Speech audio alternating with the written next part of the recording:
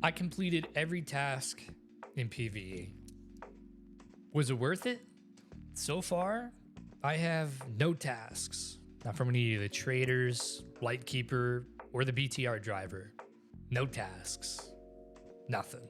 Other than operational tasks, I don't have any specific objectives to complete inside of Escape from Tarkov, other than arbitrary challenges that I set for myself.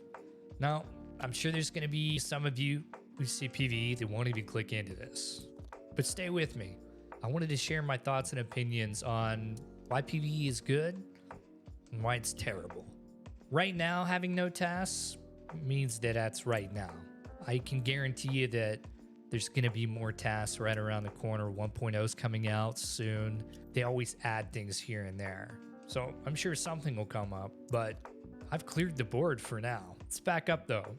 I've not only just played PvE and Escape from Tarkov. Like everyone else, I started on PvP. It was actually the first game that I bought for PC back in, what, 2019? What kind of crazy person buys a PC and their first game is going to be Escape from Tarkov? Psychos, like me, and you maybe. Okay, I'm lying. The first game that I actually got was Magic the Gathering Arena. Although I went Mythic, so hey. And I peaked at number 74 in the world at one point.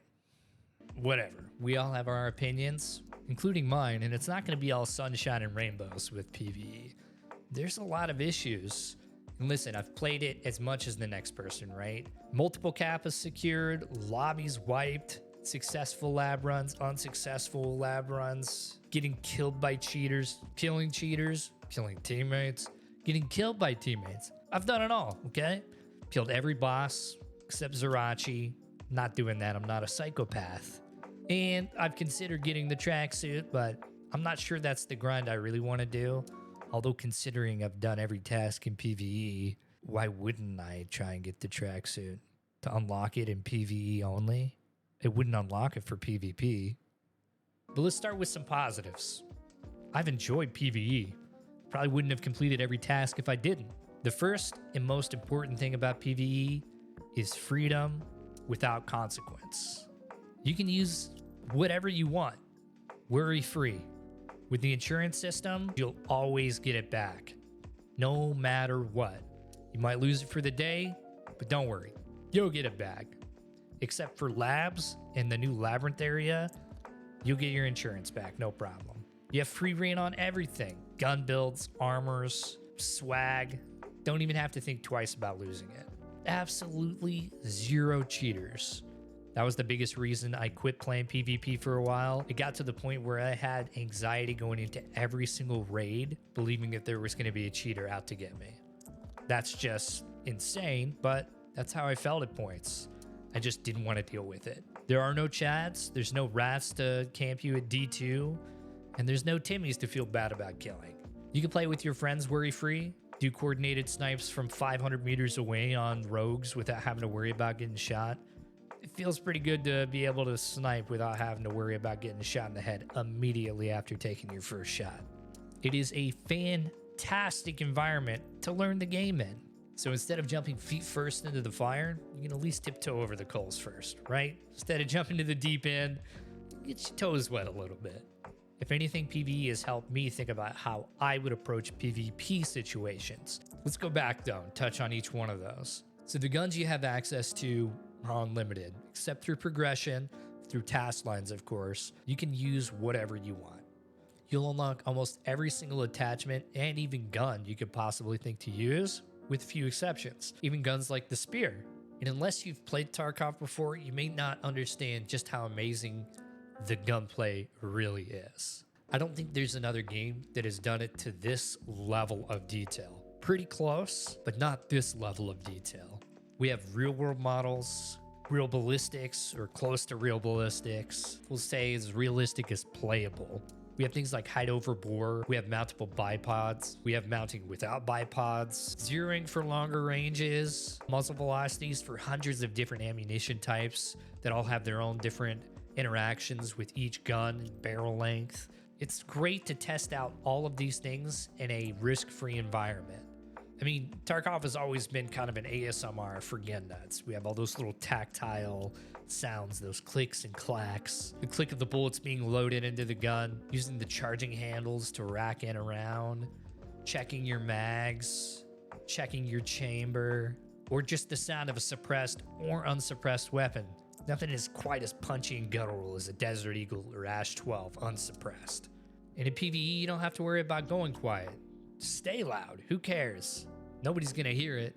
And with access to nearly infinite rubles without contested loot, you'll be able to run whatever gun you want every single time. And then the drip too. You wear whatever you want. Use the slick. Yeah, no contest. Use the best gear every time. Then of course, there's no chads or rats to worry about. Sweatlord 69 coming in with a magazine with your name on it that will ignore your armor completely, send you back to your stash within 30 seconds. That sucks. Likewise, maybe you just went through a 30-minute raid and you have 2 minutes left, so you're heading to extract. Then all of a sudden, Stanky Cheeseballs fingers sitting there in the corner in the dark, waiting for you specifically to kiss you goodnight and steal everything while he gets out with everything you just worked hard to get. That sucks too. And for me, maybe killing the Timmies is a little bit of a conflicting feeling because they're low-hanging fruit and they're really easy to kill and they're not challenging and they don't know what's going on and you feel really bad about killing them. And you don't have to worry about the desync deaths. How many times have you been killed by the infamous desync of, I was clearly behind a wall, no way that dude just shot me. And you can play with your friends in PvE also. Gear up and go tactical, or just goof around. My buddy likes to stand out there in the open sometimes and just see how long it takes for the scavs to kill him while he misses every shot along the way before the inevitable, I'm dead. Or my other buddy likes to set up on really cool sniper angles to take out all the rogues. He found a really neat spot to do it, and we can take out every single one of the rogues in the rogue camp without having any of them aggro onto us. And if you really want a PvP, fight your friends. Also, there's no cheaters. That's nice. And again, it's perfect for anyone that's looking to learn the game without being chokeslammed repeatedly, only occasionally. And it's still difficult. It's not a walk in the park. It's still Tarkov, just with less people. With no people. Yeah, any PvP veteran can come in here and absolutely smoke the AI. There's a couple of them that'll still be a little bit of a challenge, like bosses. Although, if you know how to fight bosses in PvP, it's the same tricks. Don't peek more than once, find different angles, relocate, things like that. The only AI that actually gives me problems are the cultists, just because they're little freako psychopaths. But they have footsteps now, so even they're kind of trivial. Oh, and most importantly, there's no cheaters. So that's all the positives that I can think of. So let's talk about a couple of the negatives then. It can feel pretty empty. What was a positive is now a negative. There's no chads, rats, or Timmies. I would argue that that's what makes Tarkov real. The AI is far from perfect. There's a considerable paywall to access it, but honestly, not much more than a full price game these days. Those are really the biggest negatives, things that take away from the core identity of Escape from Tarkov PvP. And to dive into that, I'll start with the PvP functionality and what I believe is the core experience of Tarkov. It is the PvP, hairs raising up on the back of your neck, adrenaline rush, use it or lose it, risk reward. When you're in PvP, there's never a safe moment. Even if you killed every single PMC on the map, you've counted bodies, you've checked tags, everyone's accounted for. There's still gonna be the inevitable scav with nothing to lose that can ruin that in a second. So until you're out, you better be on guard. You don't really get that experience in PvE. And sometimes I have to ask myself, is that experience what I want all the time? I've been there, done that, maybe, is what I feel like. So that's part of the reason why I also played a lot of PvE. I do have friends that I can play with on there occasionally, and that does bring the game a little bit more life, just being able to run through and interact with it. It's no Helldivers experience. Clearly, the game wasn't built for PvE. While the game may be void of PMCs, there's still plenty to fill it. Scavs, bosses, rogues, all those things are still there, but they're not the best.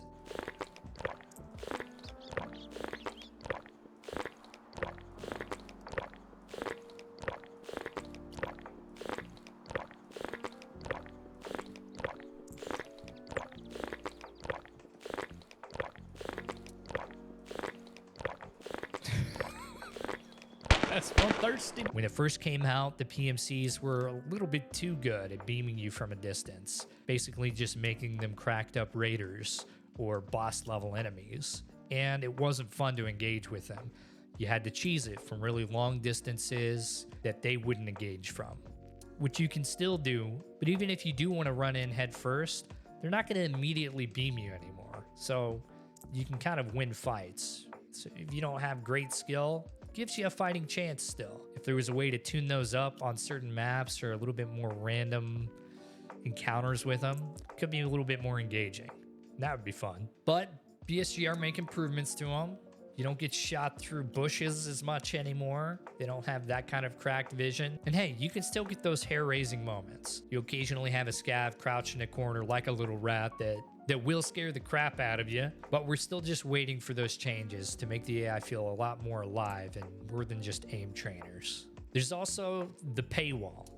Right now, the standard edition of Tarkov is still $50, and if you wanted to add on PvE, it's additional $20. I mean, that's not really much more than a standard $70 game, but is it really worth the $70? That's going to be up to you.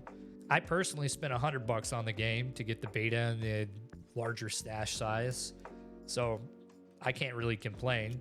Although I personally would say the $100 was worth it because of how much time I've gotten on it.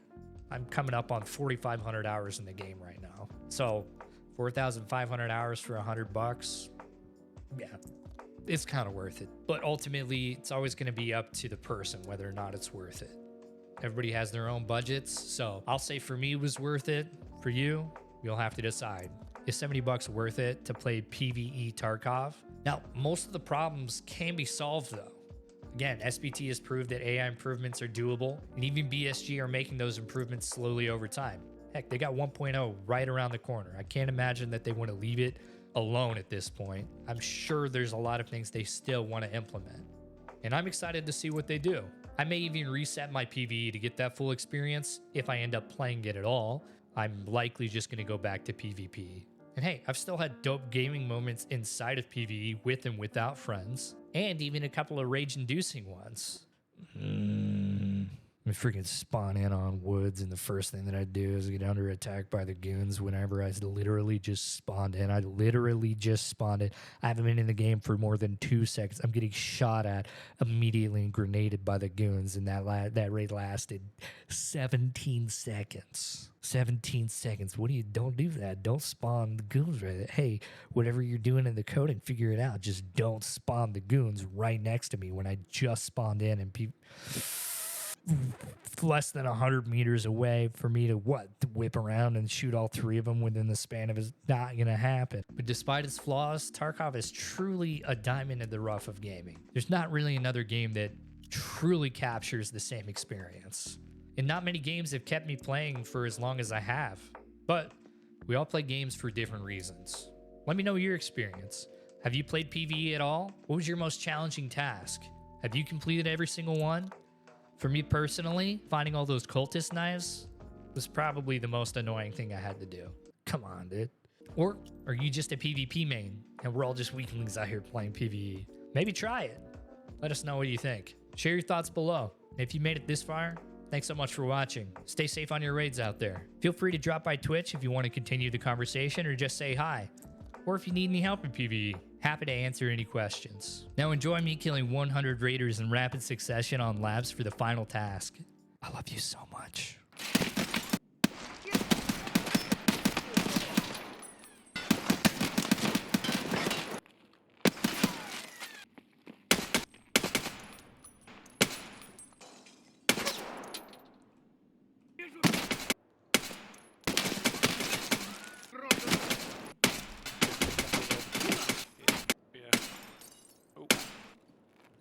Back to get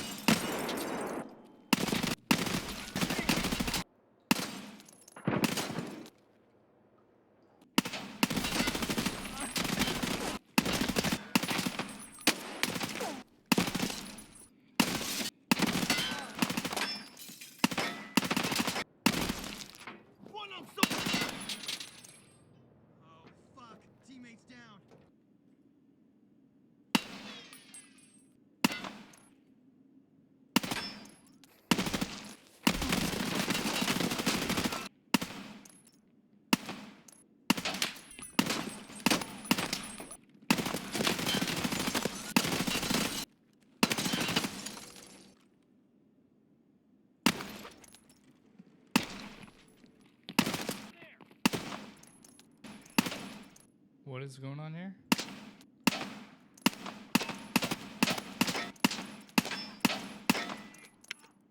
Are you hit?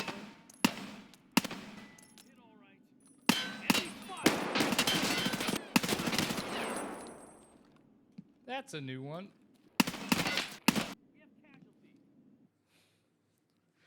The biggest reason why I play PvE or video games in general is because I like a challenge. I like to problem solve, no matter what that game is. And it's almost a bad thing because, man, I'll play any game. From games like Dead Space on hardcore, Battlefield hardcore modes, Dark Souls, Dark Souls 2, Dark Souls 3, Sekiro, Bloodborne. Heck, my first game that I can remember playing was on Super Nintendo, the Lion King game, which apparently was notoriously hard. And as a 4-year-old, I apparently beat the crap out of it. So I don't know. I've had that itch for challenge, I guess, since I was 4 years old. Okay, that's got to be it.